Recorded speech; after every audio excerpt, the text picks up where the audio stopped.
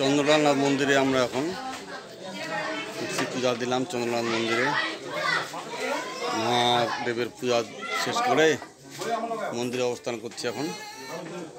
হ্যাঁ, একটি সর্বোচ্চ উঁচু পাহাড়ের এরিয়ায়, পাহাড় চূড়া একেবারে এই মন্দিরটি অবস্থিত। খুব দুর্গম এরিয়া, খুব কঠিন, খুব কঠিন। আমরা আসছি সবাই ফ্যামিলি সহ চন্দ্রনাথ মন্দিরে। হ্যাঁ, দীপ্তবাবু আছে, আছে আমার এই যে ছোট দাদু ভাই, এই ছোট দাদু ভাই দেখো তো, এদিক দেখো তো, আসছো তুমি।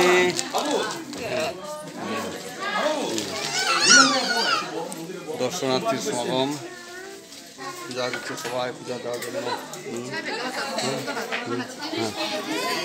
তুললাম তো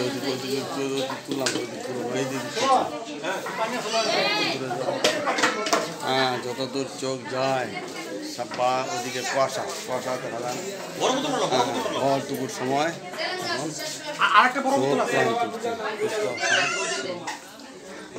হলো মন্দিরের এটা এক সাইড, অপর সাইডে আছে চতুর্দিকেই আছে এরকম।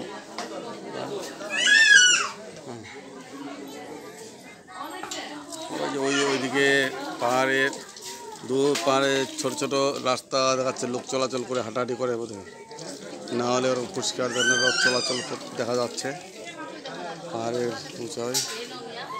হ্যাঁ,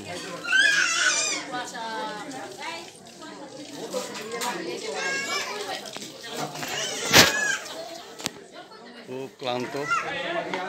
হ্যাঁ, এই ভর দুপুরে উঠতে খুব মুশকিল, খুব সিঁড়ি উঁচু, ভাঙা চড়া সিঁড়ি, কোথাও মাটির তৈরি, কোথাও বস্তা দিয়ে সিঁড়ি তৈরি করছে, খুব জটিল অবস্থা। মহাদেবের ইচ্ছায় আমরা দর্শন পেয়েছি, পূজা সারলাম, সব মহাদেবের ইচ্ছা।